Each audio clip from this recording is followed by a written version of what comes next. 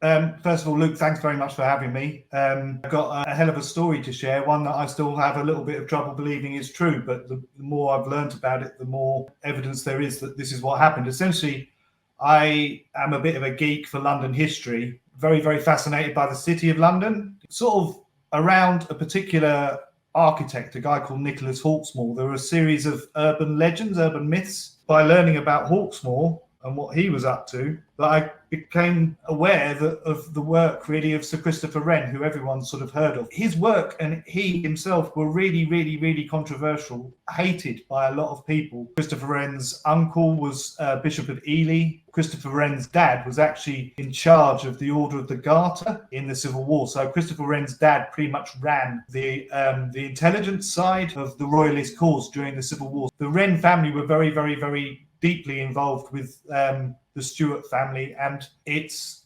clear from what Hawksmoor said that Wren was very, very angry about the Great Fire of London. I came across this quote, which really, really struck with me, because this was written in the 1720s, so like a good 50 years after the Fire of London. I mean, literally, he's angry about the way London's being rebuilt, and that really didn't make much sense to me at the time. He was angry about the Great Fire of London. Over time, it became clear that it wasn't Hawksmoor's opinion, this really, it was Christopher Wren. Christopher Wren was very, very angry about the Great Fire of London. He thought he was going to be able to rebuild all of London on a grid pattern.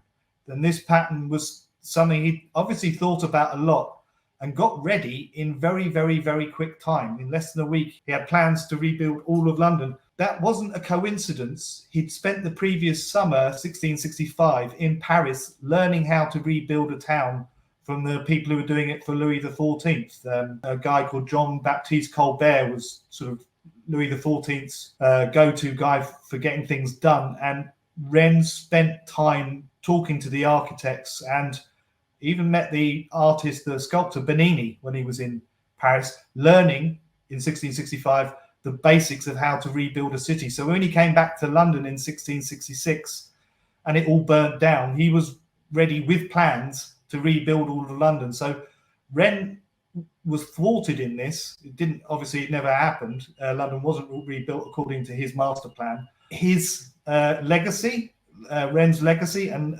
how he passed on his responsibilities to Hawksmoor is really how I began to understand that maybe the Great Fire of London was not the accident we were all told it was when we go to school. It's pretty much the first thing every kid in Britain learns at school is about the Great Fire of London happening by accident because of a baker's shop burning down. Now, at the time, it's absolutely clear everyone thought it was arson. During the fire, a man called Edward Hyde, who was the Lord Chancellor, the head of Charles II's government, came to Charles II and said, look, everyone says this fire did not come by chance. Everyone says this fire was arson. When you learn about Christopher Wren, it became pretty obvious it was very controversial. I kept reading around the subject. There seemed to be a load of very strange coincidences concerning Wren. He was in Paris the previous year learning how to rebuild a city, and then lo and behold, the city burnt down.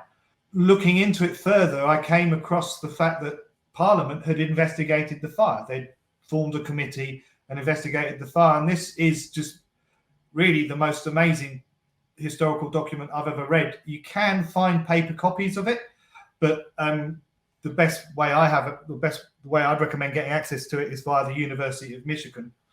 They've digitized a copy of this report, and you can see it starts upon the 2nd of September 1666. The fire began at one Farriner's house, a baker in Pudding Lane.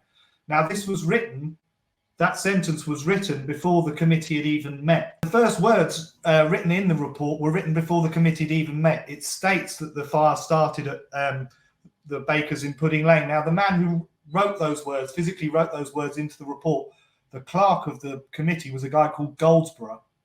He then went to the City of London and told them what he'd been forced to write. They then paid him some money so he'd keep them informed. And you can see it says here that the 18th of September 1666 they met. It says the 2 and 20th of January had completed their report. So in January the report was ready to share, but Parliament was prorogued. The King disbanded Parliament to prevent this committee sharing its findings. You can see there, upon the 8th of February following, the Parliament was prorogued before they came to give their judgment thereon. So the King prorogued Parliament to stop this committee sharing what they found. And if you look at what they found, it's not surprising. Several people saying they saw arsonists. And we'll look at a couple. We can look at a couple of those in more detail. But this little paragraph here was written by Sir Robert Brooke, who was the chairman of the committee. Now, I had order from the committee to acquaint you, so he'd be saying this in Parliament.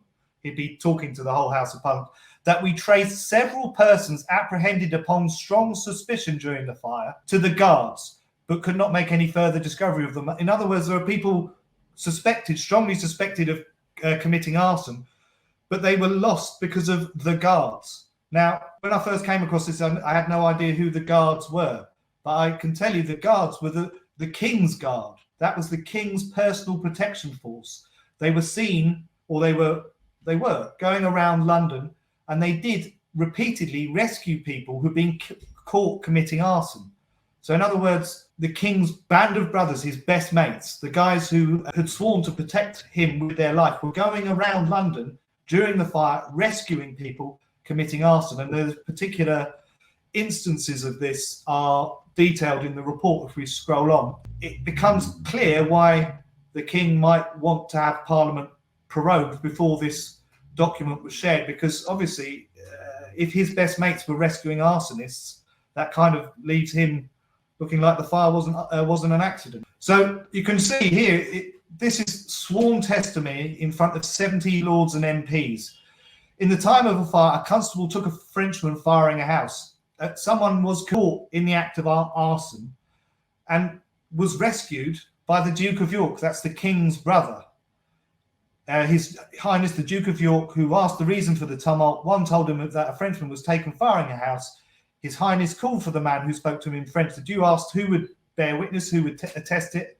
The constable said, I took him in the act and I will attest it. The Duke took him into his custody and said, I will secure him, but he was heard of no more. So again, an arsonist rescued by a friend of the King, in this case, his actual brother, the Duke of York. This is the guy James Stuart, who later became King James II. Just underneath that one, there's another instance, and this is more explicit. On Monday, there was a Frenchman taken firing a house, and upon searching him, fireballs were found about him. So there's physical evidence this guy was an arsonist. At which time, 4 of the lifeguard rescued the Frenchman and took him away from the people after their usual manner in the whole time of the fire. And you can see that bit's put in italics. That was in italics in the original report. So they're emphasizing that the lifeguard, the King's personal protection force, were rescuing arsonists. Now, to the MPs who had seen all these witnesses, it became clear that the fire could not have been an accident, because there were arsonists running around and multiple arsonists were caught. Again, all of those arsonists were rescued, taken out of the legal system by the King, the King's brother, and the lifeguard, the King's personal protection force. This deeply implicates Charles II in the fire. So how many arsonists do you reckon, just like a ball figure, are mentioned in this report? Okay, so there's a man called Robert Hubert who was caught and confessed to committing arson. He said he was one of 22 arsonists who've been recruited by a man called Stephen Peedlow. Robert Hubert undoubtedly confessed and was hung for committing arson. He acknowledged that he was the one that set fire to the bakers in Pudding Lane. He claimed it despite no one ever asking him. He volunteered his confession. Now, his case became kind of famous because Charles II, after the fire happened, just said, yeah, that was definitely an accident. It was an act of God. Now, what that meant was that anyone whose house had burnt down, because it was an act of God, they'd receive no insurance, no compensation, no help rebuilding. This meant that thousands of tenants would have to carry on paying their rent and pay to rebuild the house that they lived in that had been burnt down. They'd have to rebuild their landlord's house out of their own pocket. That would have meant thousands of people becoming homeless because no one could afford to do it. When Robert Hubert confessed, he legally changed the nature of the fire to being one where enemy action was involved. It was arson. If he confessed to arson, therefore the fire was arson. That changed everyone who lived in London's, I'm going to say, insurance arrangements. It meant they could get compensation. Hubert confessed, and essentially he said it was a man called Stephen Peedlow, who you can see here, recruited him. And he said he didn't want to do it, want to get involved out of any malice towards England or anything like that. He was just promised, I don't know what he was promised, but he was obviously promised something very nice by Stephen Peedlow. This is a Frenchman, or yes. Peedlow, yeah. Now, again, some people who gave testimony to the inquiry said they knew Stephen Peedlow, and he was a man that wasn't to be trusted, you could say. Is Robert French as well? Robert Hubert, yeah, was from Normandy, yeah. You can see a pattern emerging. Well, yeah, and lots of people said that, again, in the testimony, in the report, they said they caught a Frenchman. They didn't catch a Dutchman or a German or whatever. They specified that the arsonists that had been caught were French. You mentioned in your book that one of them shouted out in Latin, didn't he? Yes, a man was found in a library that had just started to, spontaneously combusted or whatever. Again, this man was in disguise. I believe he had fireballs on him, and when he was caught, he started crying out, I think, Parce Domini Mihi, which means Lord protect me, Lord protect me. Now, if you're shouting out in Latin in London, which is a very Protestant town, you're causing yourself all kinds of trouble. I've made the comparison. I hope no one's offended by this, but it'd be a bit like shouting out Allahu Akbar on 9/11. The Catholics were the national enemy at the time. Shouting out things in Latin while all this was going on was likely to draw a crowd, and it did actually mean some people tried to beat up the arsonist for crying out in Latin. No one could quite understand what was going on, but the man had been dressed in black, and underneath him he had white clothes on. He'd done several things. I think he was wearing a wig, and he'd set fire to a library. Now, this is all attested to in great detail in the report. And again, that man disappeared. Was he trying to make people think that he was from Rome then? Is that the intention there, trying to suggest that he's not a Frenchman? Or was it just that he was actually speaking Latin? I think my take on it is that he was calling out a code phrase so people would know that one of them was in trouble. He started calling out in Latin, and lo and behold, the Duke of York rides up and takes him away. And again, someone wrote a very, very detailed witness statement to this effect and signed off on it to the parliamentary committee. And I should point out that if you said something against the crown, if you said something seditious that tended to undermine the government, you could be hung, drawn and quartered. So this witness, whose name was John Stewart, wrote down in his statement something that, if it wasn't true, could have had him hung, drawn and quartered, which would mean he's probably pretty clear that he was correct, because I don't think anyone wants to get hung, drawn and quartered. Same with the MPs. There are 70 of them. They signed off on this report. All these details were corroborated by members of parliament. And again, if any of this wasn't true, they could have been arrested and tried for sedition and hung, drawn and quartered. But this is a parliamentary report.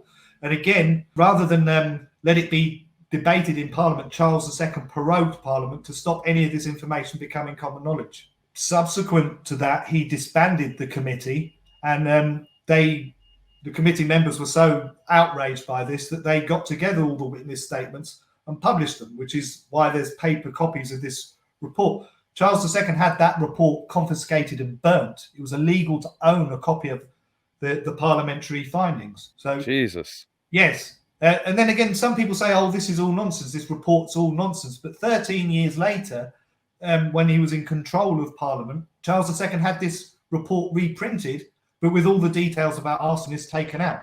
So if it was just a nonsense that no one cared about, why edit it and reprint it 13 years later? Yeah, unless he's trying to falsify the history a bit. Exactly. So do you want to talk about the inconsistencies in the fire and like how it just kind of erupted all over the city, and there was that person that watched, wasn't there, from a tower? Thank you. Yeah. All right. Yeah. So, I mean, there are several aspects to the fire that are not well known. And I'd say the most shocking one to me was learning that London's water supply had been turned off the night the fire started. I'll say that again. The piped water in the city of London had been turned off deliberately before the fire started. A reservoir up in Islington in North London had been built, and it was the New River Company supplied pressurised water into London. Now, a man called John Graunt, who connected to the Stuarts in lots of different ways, Captain John Graunt, on the night the fire started, turned the water off. He locked the doors and walked away with the key. London, for the first time since the New River Company had started business about 30 odd years before, London had no piped water. So, way to fight a fire, you'd smash the local pipe, the water pipe near where the fire was, and get your water out of there to fight the fire. Now, that wasn't possible the night the fire started because all the pressurized water had gone. John Graunt later was asked why he turned the water off. He said, "Oh, I'd forgotten I did it. I forgot I took the keys away from me." I know, right?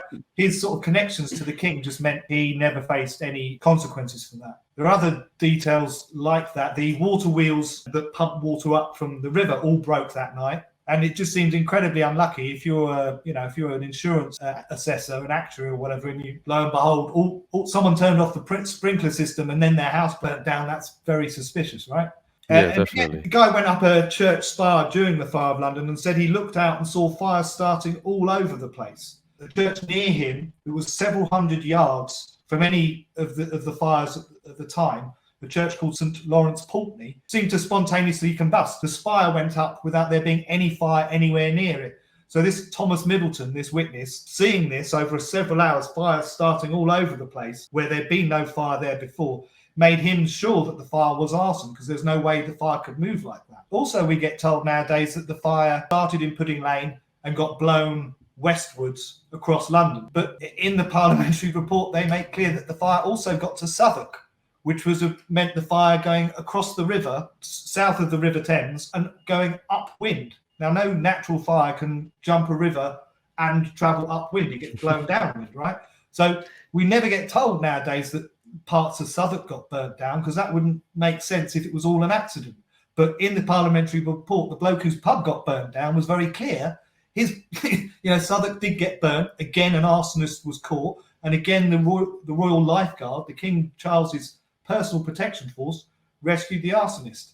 So the narrative we get now that the fire's growth was sort of gradual was not borne out by what the witnesses saw. The fire was starting all over the place. There are probably at least a dozen arsonists mentioned in the report, all of whom disappeared, all of whom, I'm going to say, rescued by the Stuarts. And just to think how many weren't even, caught at all, how many got away. And that dude's saying 22 in his team. Yeah, Robert Hubert was obviously a bit of a strange man. You've got to look at it one of two ways. Either he confessed to the fire when he had nothing to do with it, which makes him very strange, or he confessed to the fire, which would be an odd thing to do. But there is... and he was hanged for it, wasn't he? He was hung, yeah. The guy who later became the Archbishop of Canterbury, a guy called John Tillotson, was very, very interested in Hubert's case. John Tillotson, when William of Orange came over and became King of England after the Glorious Revolution, John Tillotson was his closest advisor, Englishman, closest advisor to William of Orange. So by no means a fringe figure. John Tillotson was clear his whole life that the Great Fire of London was arson, as was another guy called Gilbert Burnet, who was Bishop of Salisbury. Lots of people. There's a guy called Sir Patience Ward, who became Lord Mayor of London. He was sure that the fire was arson. Lots and lots of very, very serious establishment people with reputations to protect were very clear the fire was arson, all of them. After the death of Charles II and his brother James II became king, James II was James Stuart, the guy who had been caught, or rather who'd been seen rescuing arsonists. And the City of London and the parliamentary Whig party just couldn't stomach having James Stuart as king. And so they organised the Glorious Revolution, and England was successfully invaded by the Dutch at Parliament's invitation. So John Tillotson, who was central to the Glorious Revolution, became Archbishop of Canterbury, was of the opinion that the Great Fire of London was arson. And so were many, many other establishment figures. So, yeah, we've got somebody who saw it erupting in different places. Thomas Middleton from the top of this tower literally saw it erupting in different places. It's jumped a river and gone against wind, which it shouldn't be able to do. The water was turned off the day before, and the guy took the keys home with him so nobody else could turn it back on. Yes. The water wheels were broken the night before. Yes. And 22 at least 12, but 22 according to Robert Hubert, Frenchmen were in the city throwing firebombs at things. So who has done this? Obviously it's the king, but why has he done this? Is the question. Well, it's not well known, but again, this is part of my, I'm going to say, fascination with the City of London. But I understood for a long time that it was the City of London who had really defeated the King Charles I in the English Civil War. Charles I had all kinds of trouble with Parliament and had wanted to arrest 5 MPs. Those MPs had gone into the City of London which at the time had its medieval wall and gates. And the king had rode after these MPs, tried to arrest them, and the City of London had just shut its gates on the king and said, no, you can't have them, no, you can't come in. That was the beginning of the English Civil War. The king was defied by the City of London. The Civil War did not go well for Charles I. He ended up getting his head cut off, and his children had to escape to France. So when his children and his family were invited back in 1660, after about 10 years in exile, you can imagine that they had quite a few chips on their shoulder about having their father executed, having all their titles and their status removed. For a while, they were basically refugees, you could say, aristocratic refugees in Europe. And when they came back, the Stuarts and the Stuart faction, the Tory faction, took revenge. I'm going to say it is no accident that, unlike any other city in the history of the world, not even the Bible do you find a town that's been hit by fire, famine, war, and disease. None of these things were accidents. The war we could talk about was with the Dutch. That was a naval war. It went terribly. The fire we've started to talk about, all the people there at the time were clear that the fire was arson. And the disease, the plague that hit London, was unlike any outbreak of bubonic plague before or since. Epidemiologists have, studied the bubonic plague, and there are articles that say we can explain every major outbreak of this disease, except the one that happened in London in 1666. So yeah, in the aftermath of the fire, Christopher Wren was incredibly focused. He and his best friend, some people say they may have been more than friends, but his best friend, Robert Hooke, another scientist, went around and they measured the entire footprint of London whilst the fire was still sort of burning down, the story goes. Robert Hooke and Christopher Wren managed to produce some incredibly detailed maps of London in the aftermath of London. They had all the equipment ready to do the measuring. They had they had a plan for how to do it. And in incredibly short time, Wren and Hooke were in the prime positions to organise the rebuilding of London. And these two friends, they'd been friends since school, and they were both dyed-in-the-wool royalists. They were supporters of the Stuart family. It was very, very suspicious to people on the other side of the political argument. You could call them the Whigs, the people who'd fought on the parliamentary side in the Civil War. They were very suspicious that Wren and Hooke were so well prepared after disaster struck. So you can see this incredibly elaborate plan he had drawn up within days of the fire. There's something about Christopher Wren being incredibly lucky. He spent the year previous learning how to rebuild towns in Paris. He came back and he had a whole town to rebuild. Also, he'd been on part of a committee looking at how to rebuild St. Paul's Cathedral. I think it was on the 27th of August, 1666, he got permission to start doing work on the old St. Paul's Cathedral. So he stuck up loads and loads of scaffolding. And the story goes that he wanted to repair the roof. So he had gallons and gallons, hundreds of gallons of tar put on the scaffolding around the old St. Paul's Cathedral. What happened when the fire hit the old St. Paul's Cathedral is it went up like a candle. It burnt down incredibly quickly. And that wouldn't have happened had Wren not had scaffolding around it covered in tar. Wren hated the old St. Paul's Cathedral for architectural, stylistic reasons. He wanted to rebuild all of London in a Baroque style, which was the sort of style officially nominated a Catholic style.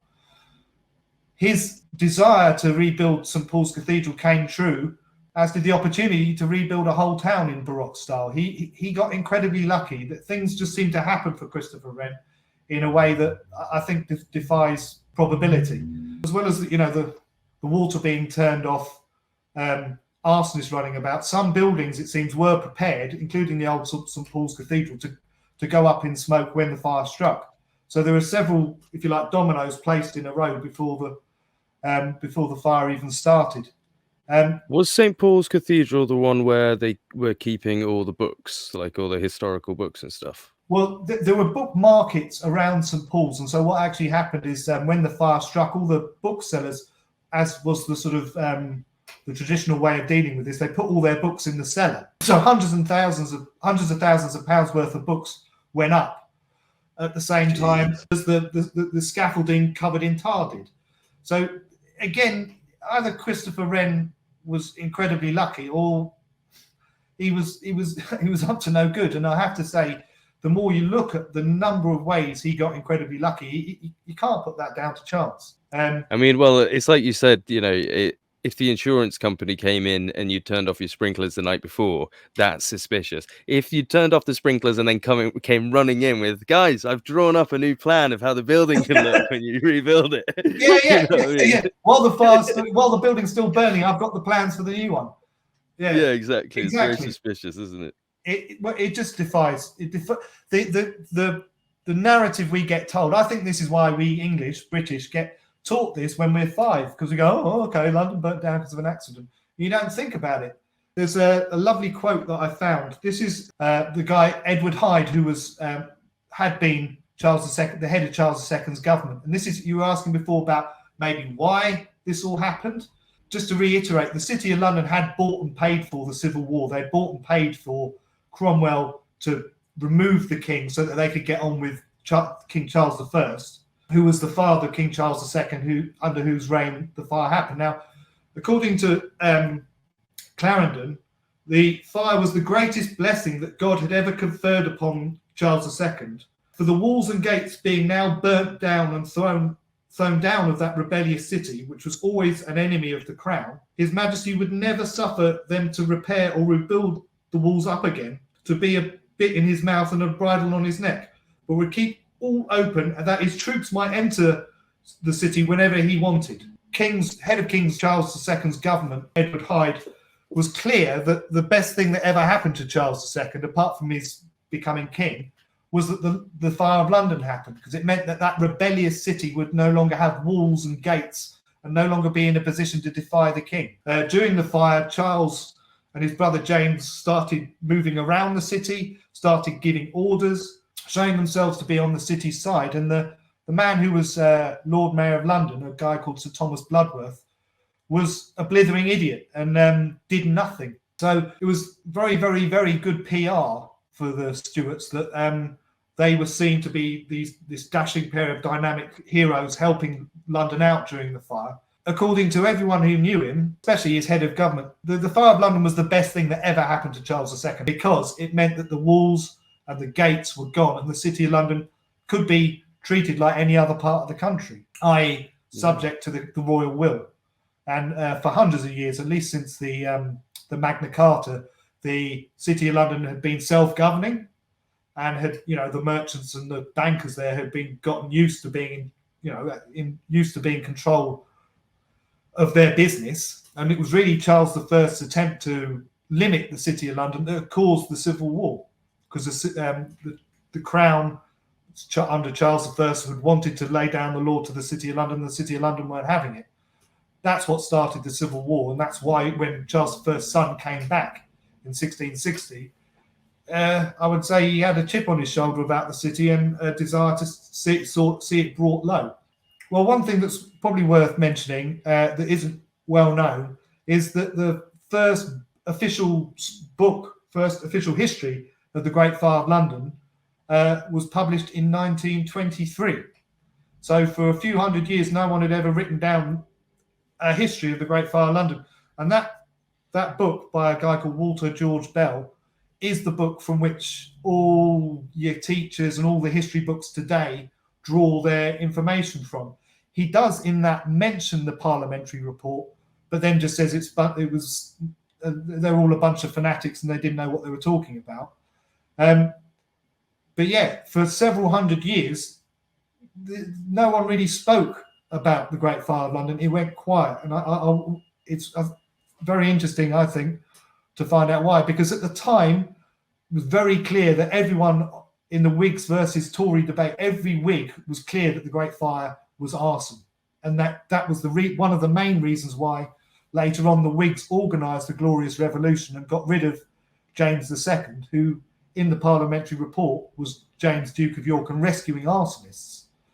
So the Whigs versus the Tories went on as a battle for over 100 years. They hated each other. Their families had fought each other in the civil wars. And eventually, the Whigs and the Tories realised that if they didn't bury the hatchet and get together, they were going to collectively lose power to the Chartists and the Liberals and the people who wanted to give women the vote and that sort of thing. So what happened was that these two factions, the Whigs and the Tories, who had hated each other over the generations, got together in the 1820s, and in 1834 created the modern Conservative Party, which is, you know, everyone's favorite political party, right? These two people, yeah, you know, what a great, I mean, they're two really horrible bunches of people, the Whigs and the Tories, and they got together and managed to make something even worse when they got together. But what they did do was they agreed to bury the hatchet. For example, there was a bishop of Salisbury called Gilbert Bennet, and he was the one who wrote down the fact that London's water was turned off by John Grull. Now, his book, The History of My Own Time, details loads of stuff about the fire, loads of stuff about what was going on at the time. And if you read a version of it after 1830, all of that information has been edited out. All the stuff about the Great Fire is gone. But if you find a version online, which I have, before 1830, there's a huge amount of information about what was really going on at the time. I mean, I'll show you this. This is my print version of his book, Gilbert Bennet, History of My Own Time. You can see, I don't know, it's just about an inch thick. The real version's about that thick.